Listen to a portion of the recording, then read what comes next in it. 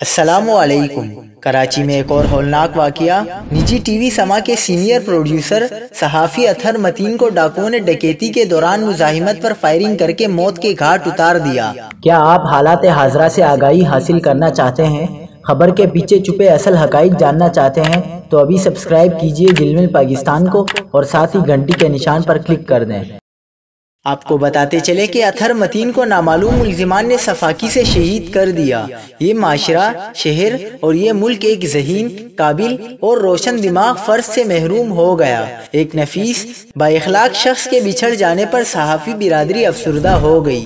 North ناظم آباد 5 star چورنگی کے قریب کار نمبر AHT 180 پر فائرنگ سے کار سوار جاں بحق ہو گیا۔ ڈاکوؤں نے سینئر صحافی کو نارتھ ناظم آباد میں لوٹنے کی کوشش کی۔ صحافی نے بھرپور مزاحمت کی اور گاڑی سے ڈاکوؤں کو ٹکر بھی ماری۔